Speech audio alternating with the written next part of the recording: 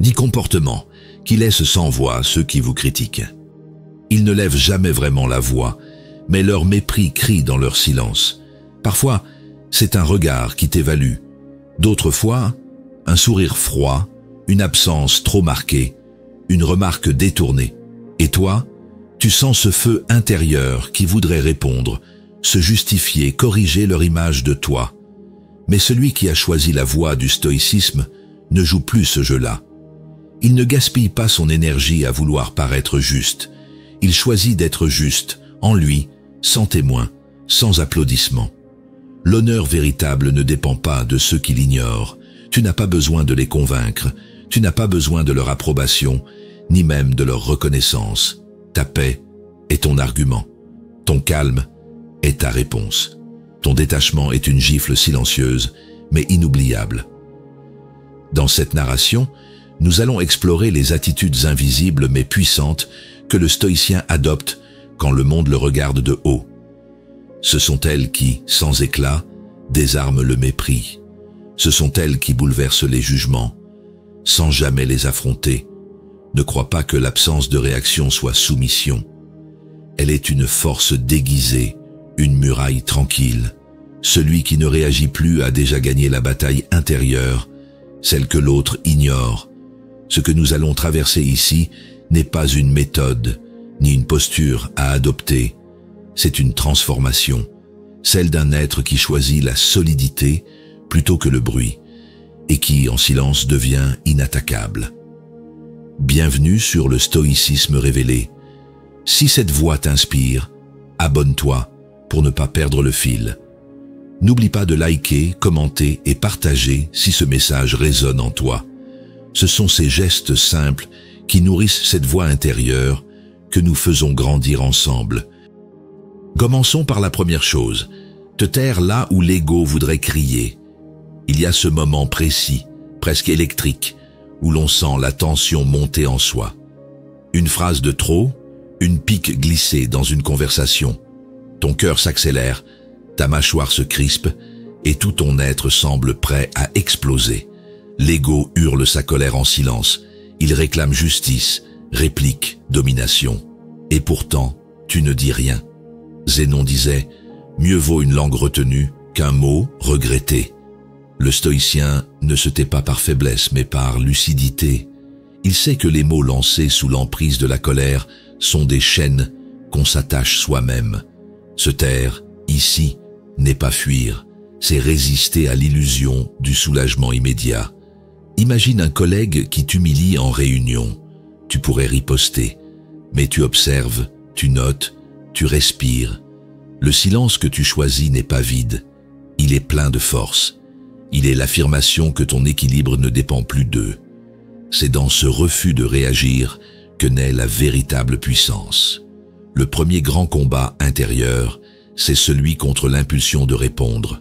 Cette impulsion, c'est l'ego blessé qui cherche à guérir par l'agression. Mais en te taisant, tu rompes le cycle. Tu choisis de ne pas nourrir la bête. Et dans cette abstention, tu gagnes un territoire sur toi-même. Cléante écrivait « Celui qui maîtrise sa langue possède le cœur des tempêtes ». Là où les autres cherchent à se faire entendre, le stoïcien cherche à s'entendre lui-même. Son silence devient miroir. Il renvoie à l'autre la vacuité de son mépris, sans violence, sans discours. Psychologiquement, ce choix désamorce la spirale émotionnelle, car en refusant d'entrer dans le jeu de l'autre, tu reprends le contrôle. Tu déplaces le centre de gravité de la scène. Ce n'est plus l'autre qui dicte le rythme, c'est toi qui pose la pause. Et cette pause parfois suffit à tout renverser. Celui qui apprend à se taire là où l'ego voudrait crier devient peu à peu un mur tranquille, inébranlable, non pas par insensibilité, mais par profondeur. Et ce silence paradoxalement fait plus de bruit que 1000 éclats de voix. Passons maintenant à la deuxième chose, ne pas répondre à la boue par la boue. Il est facile de rendre coup pour coup, de salir quand on a été sali. C'est humain, presque instinctif, mais ce réflexe nous enchaîne à la bassesse de l'autre. Tu n'as pas à t'abaisser pour équilibrer la balance. Tu n'as rien à jeter pour redevenir propre. Musonius Rufus disait « Celui qui rend le mal devient égal à celui qui l'a commencé. Ce que tu choisis de nourrir en toi t'appartient. Et si tu réponds à la boue par la boue, tu ne sors pas du conflit, tu t'y installes, tu en deviens co-auteur. Le stoïcien, lui, refuse cette compromission. Un jour, dans une conversation banale, quelqu'un t'attaque gratuitement. Sarcasme, mépris, provocation. Tu sens l'envie de piquer en retour, mais tu t'arrêtes. Tu choisis une réponse neutre, claire, digne, pas pour plaire, mais pour rester droit. Et dans ce choix, tu protèges ton intégrité. Il ne s'agit pas de se laisser faire, mais de se tenir au-dessus. L'élégance, ici, n'est pas une posture, c'est une hygiène intérieure. Car chaque fois que tu entres dans leur jeu, tu perds un peu de toi. Tu leur donnes les clés de ton état d'âme. Or la boue n'éclabousse que ceux qui s'en approchent. Épictète insistait, l'on ne se salit pas de l'insulte, mais de la réponse qu'on lui donne. En refusant d'entrer dans la boue, tu fais le choix de l'altitude. Tu rappelles au monde que le vrai pouvoir ne réside pas dans la réactivité, mais dans la souveraineté. Ce calme que tu choisis déstabilise profondément. Celui qui cherchait à provoquer se retrouve face à un miroir vide, sans accroche. Il voulait diriger ton émotion, mais tu ne réagis pas. Et dans ce silence, son pouvoir fond. Tu viens de rompre le cercle, sans un mot, sans un geste. Répondre avec clarté, mais sans poison, c'est déclarer intérieurement « Je n'ai pas besoin de salir pour être fort ». Et cette force-là, parce qu'elle est rare, dérange ceux qui vivent dans la poussière. Voyons à présent la troisième chose, offrir une paix que leur tumulte ne peut troubler. Il y a des êtres que rien ne semble atteindre. Autour d'eux, les conflits grondent, les accusations pleuvent, mais leur regard reste calme, leur voix égale.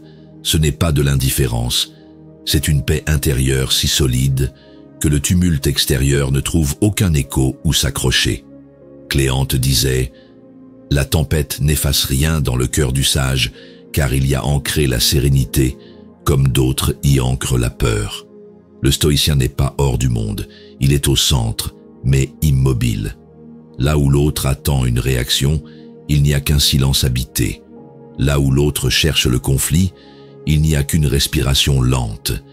Imagine-toi dans une discussion enflammée où les voix s'élèvent, les reproches fusent. Et toi, tu es là, sans te contracter, sans hausser le ton.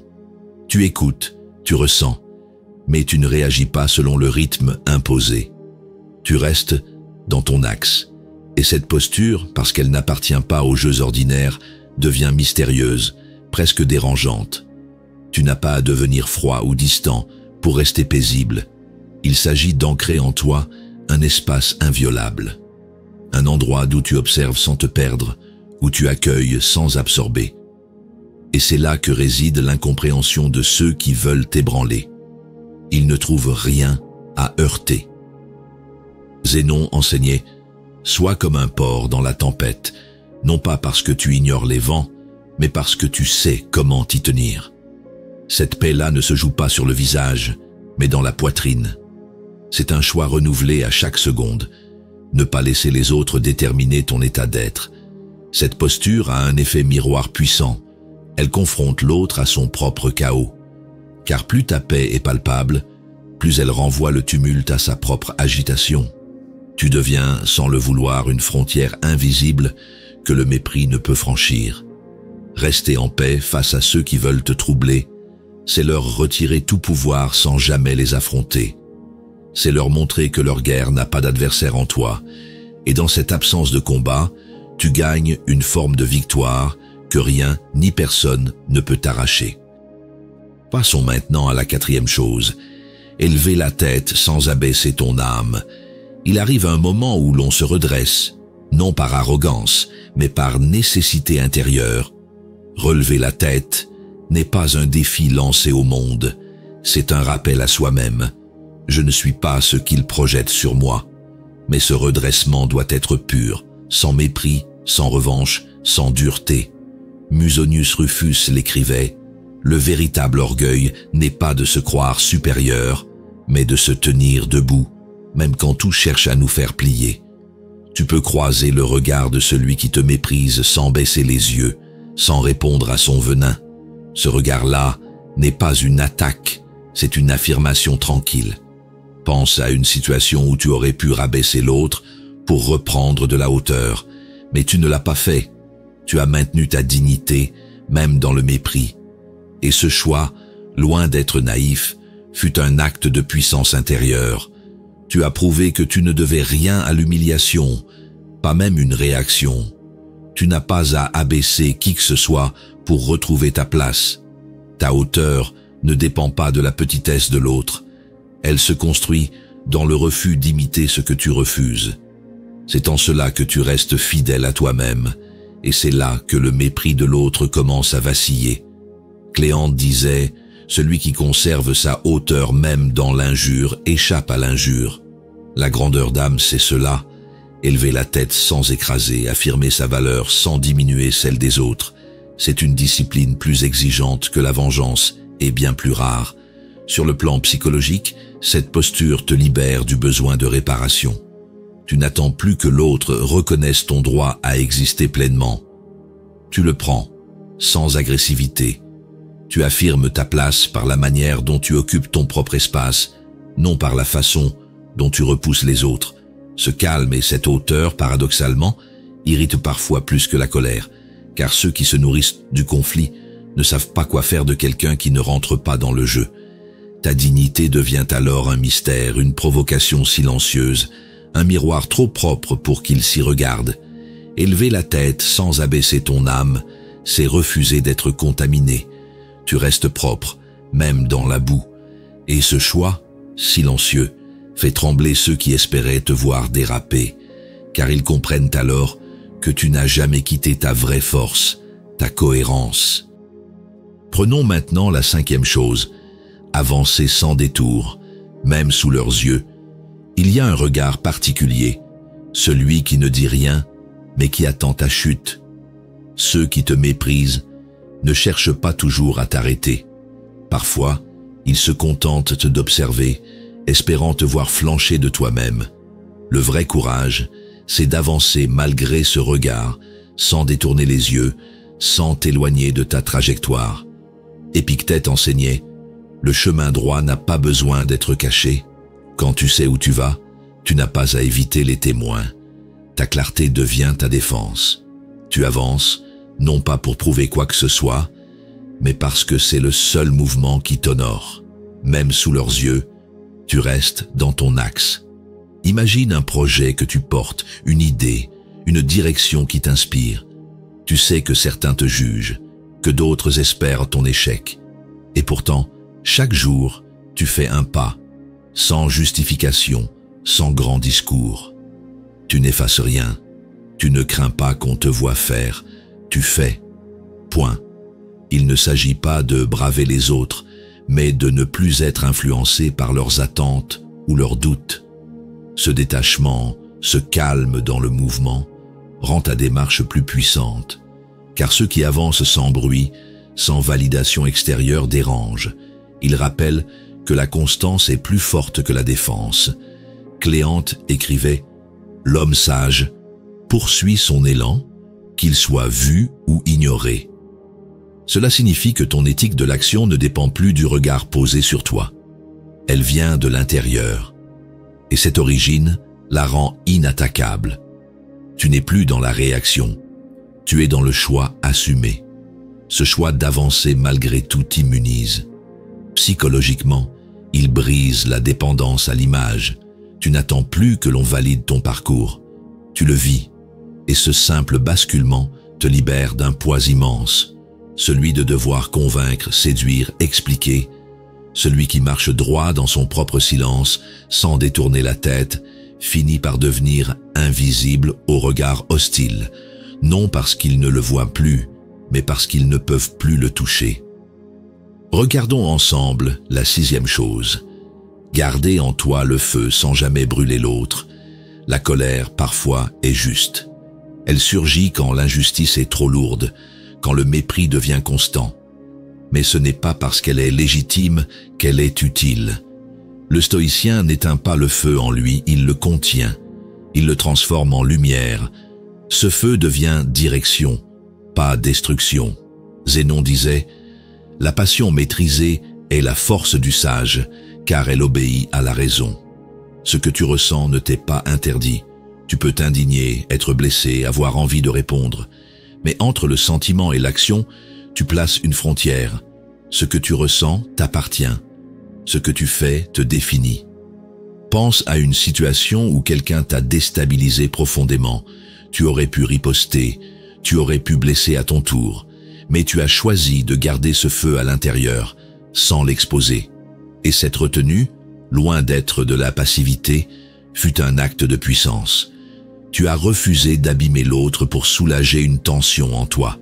Cette discipline te donne une présence rare. Car là où la plupart explosent ou s'effondrent, toi tu rayonnes sans brûler.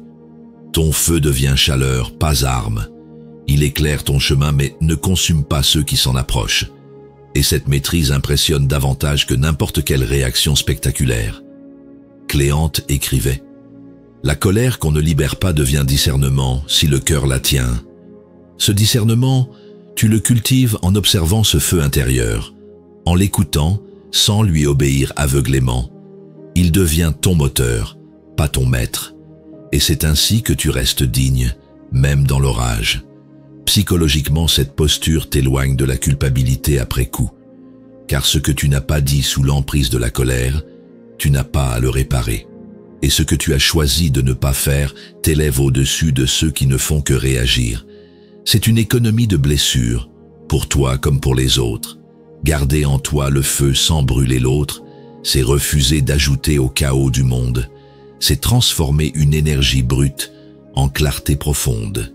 Et dans ce choix, tu deviens plus que calme, tu deviens maître de toi-même. La 7e chose à voir maintenant, être exigeant envers toi, indulgent envers le monde. Le regard du stoïcien se tourne d'abord vers lui-même, non pour se juger sans fin, mais pour ajuster, polir, clarifier ce qu'il incarne. Il attend peu des autres, mais tout de lui. C'est une exigence silencieuse, patiente, mais constante. Là réside la noblesse du chemin. Musonius Rufus disait « Celui qui tolère l'erreur chez l'autre, mais la corrige en lui-même, est proche de la sagesse. » Cette inversion du réflexe humain, blâmer l'extérieur, se justifier intérieurement, est le socle de toute transformation réelle. Tu deviens stable, non pas parce que le monde change, mais parce que tu t'es redressé à l'intérieur. Tu croises des personnes injustes, mesquines, imprévisibles.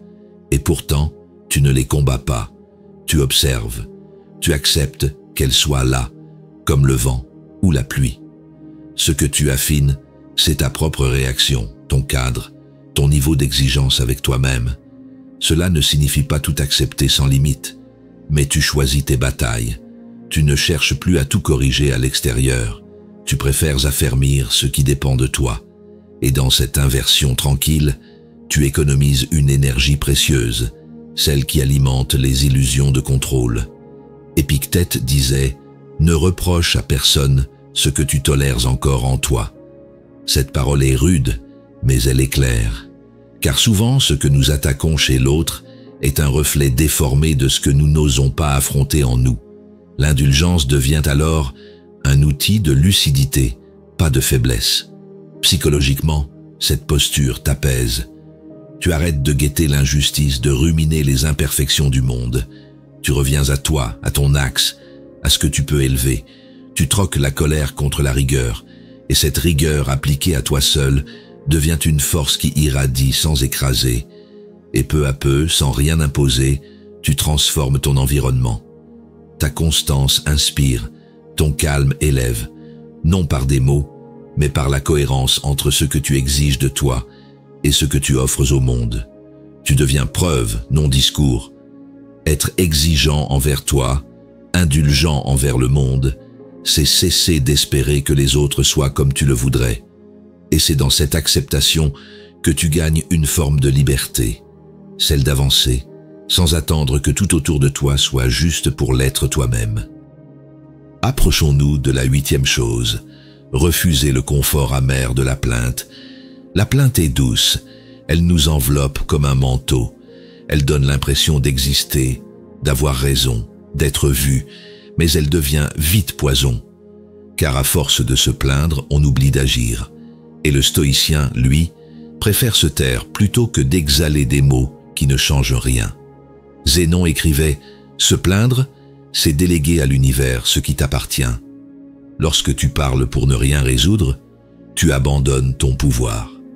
Tu fais croire que l'inconfort vient du dehors, alors qu'il est souvent le fruit d'un refus intérieur, celui de faire face, de se redresser, de se discipliner. Pense à ces moments où tu rumines, seul ou avec d'autres. Tu refais la scène, tu rejoues l'offense. Et plus tu parles, plus tu creuses. Ce n'est pas un soulagement, c'est un piège. Le stoïcien comprend cela. Il choisit de ne pas ressasser. Il ne laisse pas l'amertume devenir identité. Cela ne signifie pas tout accepter sans discernement. Il est possible de nommer une douleur, une injustice. Mais une fois cela fait, tu dois agir ou lâcher, pas t'y installer. La plainte n'est jamais un refuge. C'est une prison aux murs moelleux mais qui te réduit à l'impuissance. Épictète disait « L'homme libre est celui qui ne dépend pas de sa douleur pour se définir ». Et c'est exactement ce que la plainte trahit. Une identité construite sur le manque, sur le rejet, sur la blessure. Or tu es bien plus que cela. Tu es ce qui dépasse la blessure, non ce qui s'y attache. Sur le plan psychologique, renoncer à la plainte t'oblige à reprendre la responsabilité de ton expérience. Tu arrêtes d'attendre que le monde s'excuse. Tu arrêtes de collectionner les injustices comme des trophées. Tu redeviens acteur, maître de ton souffle et de ton attitude. Et ce choix, aussi discret soit-il, te transforme. Tu deviens moins bruyant, mais plus profond.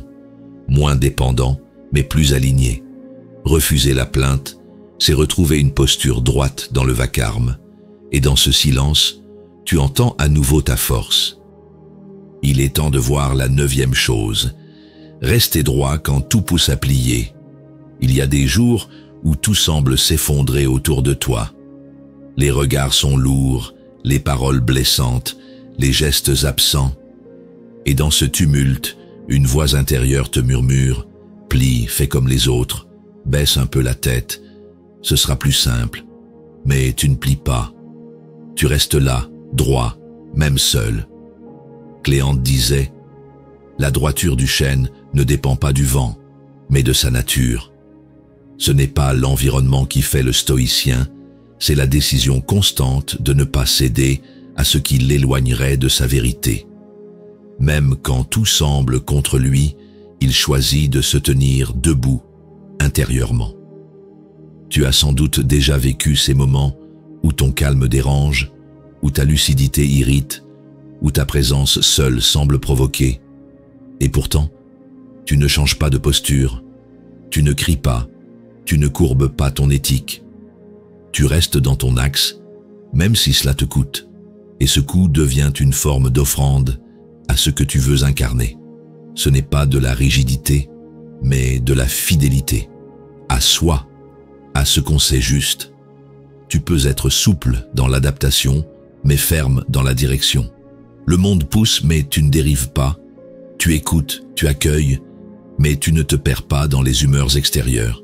Musonius Rufus affirmait « Il est plus noble de résister seul que de s'égarer avec la foule. » Cette solitude momentanée n'est pas une défaite, c'est un passage, et ceux qui restent droits aujourd'hui deviennent les repères de demain. Leur présence enseigne sans parler. Psychologiquement, cette posture nourrit l'estime de soi. Car au lieu de chercher à correspondre, tu te réalignes. Tu reviens à ce qui t'élève, à ce qui t'épure. Et plus tu répètes cette fidélité intérieure, plus elle devient naturelle. Plus tu peux tenir sans effort, même dans la tempête. Et sans le vouloir, tu inspires. Non par ton discours, mais par ta simple manière d'être. Ceux qui t'observent, même sans le dire, perçoivent cette solidité. Certains la rejettent, d'autres s'y appuient, mais tous s'y confrontent. car rester debout en silence, c'est déjà enseigner. Rester droit quand tout pousse à plier, c'est offrir au monde un exemple silencieux de ce que signifie la cohérence. Ce n'est pas une démonstration, c'est un témoignage, celui de quelqu'un qui a choisi de vivre debout, même quand le reste s'agenouille. Et enfin, la 10e chose à incarner, devenir cette présence que nul mépris ne traverse. Il est des êtres qui ne cherchent plus à convaincre ni à se défendre. Leur seule manière d'être suffit. Ils n'attaquent pas, ils n'expliquent pas, ils n'imitent pas. Ils marchent, droits, silencieux, alignés. Et leur présence seule met fin à bien des jugements avant même qu'un mot ne soit dit. Cléante disait « Le sage n'est pas inaccessible, mais imprenable ». Cette imprenabilité n'est pas une armure, c'est une clarté, une forme de présence tranquille qui ne se laisse pas altérer par les opinions. Le mépris glisse sur elle parce qu'il n'y a plus rien à atteindre, plus rien à chercher. Tu as sans doute vu cela un jour. Une personne qui, face à la critique, ne se défend pas, qui ne nie pas, ne se ferme pas, mais reste là, présente, paisible. Elle ne se bat pas pour sa valeur, elle l'incarne. Et cette attitude, plus que toute réplique, désarme les juges. Être cette présence, ce n'est pas refouler, ce n'est pas faire semblant. C'est avoir transmuté la blessure en axe, le doute en paix, le rejet en silence. C'est ne plus dépendre de l'extérieur pour se sentir droit. C'est se tenir dans un état d'achèvement intérieur, simple et fort. Zénon écrivait « Le but de la vertu est l'invisibilité éclatante. Tu n'as rien à prouver, car tout se lit dans la manière dont tu occupes ton propre souffle. Et ce souffle, parce qu'il est stable, devient repère pour ceux qui s'agitent autour. » Psychologiquement, cette posture t'élève hors du besoin d'interaction défensive. Tu ne fais plus obstacle au mépris, tu le laisses passer. Tu ne demandes plus qu'il s'arrête, tu t'élèves au-dessus. Et cette élévation, loin d'être une fuite, devient ton territoire naturel. Et puis un jour, sans l'avoir prévu, quelqu'un viendra vers toi, non pas pour te contredire, mais pour te comprendre, car ta façon d'être, calme et sans effort, l'aura interpellé. Sans discours, sans leçon, ton silence lui aura parlé. Et tu comprendras alors que cette posture n'était pas égoïste, mais rayonnante. Devenir cette présence que nul mépris ne traverse, c'est offrir au monde une forme de calme qui éveille, une force qui ne cherche rien. Et dans ce rien se trouve tout ce qui, profondément, inspire.